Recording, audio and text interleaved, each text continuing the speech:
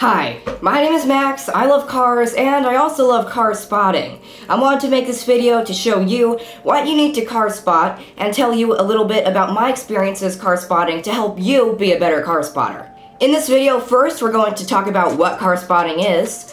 Next we're going to talk about the equipment you need to car spot. Next we're going to talk about where to car spot. And last but not least, before we hit on some final notes, we'll be talking about my experiences car spotting. First, let's talk about what a car spotter even is. Car spotting is the art of observing, photographing, or taking videos of rare, exotic, or vintage cars you see on the streets or at car meets. First, let's talk about the equipment you need to car spot.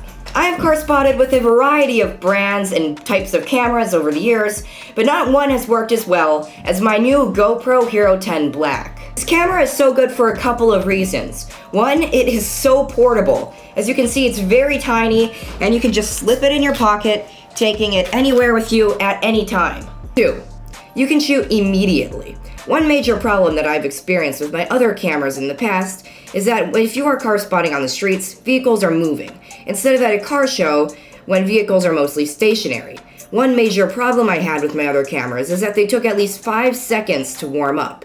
And while 5 seconds doesn't seem like much time, the car could be half gone by that point. This GoPro turns on immediately, and you can shoot that vehicle, getting the entirety of it passing by. 3.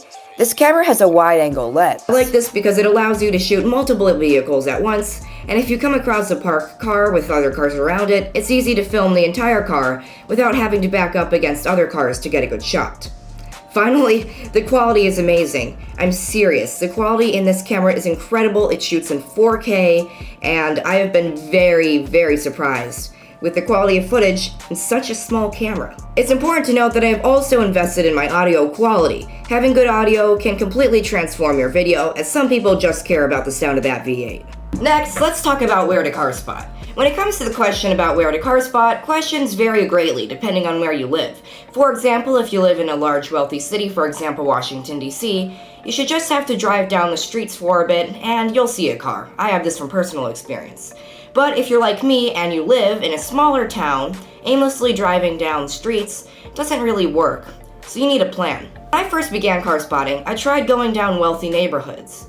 Because obviously, wealthy people who live in the neighborhoods most likely have neat cars. However, this method failed.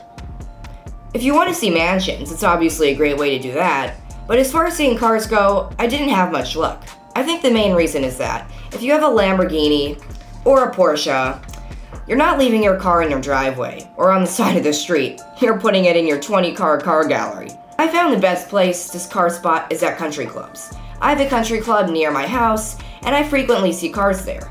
In fact, many of my car spotting videos feature footage that I've taken from the club. I hope that was good information about where to car spot.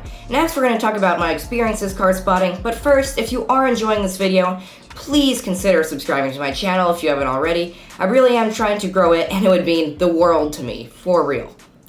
The honest truth is I've never had a bad experience with an owner of a car coming out. In fact, I've had only positive interactions. For example, recently I was filming a beautiful Jaguar F-Type, and the owner came out. We had a nice conversation, followed by her showing me the car. I also had an amazing experience when I was in Washington, DC, looking at an amazing Lamborghini Gallardo, with amazing wheels by the way, when the owner came out. He came up to me, and he let me sit in the car. This was a dream come true for me. But little did I know, it was about to get even better. He handed me the keys, and told me to start the car. After starting the car, he let me rev the engine.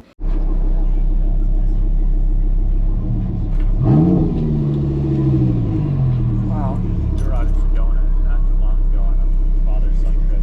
And they have some amazing dealerships there. Oh my god, I think it was Penske.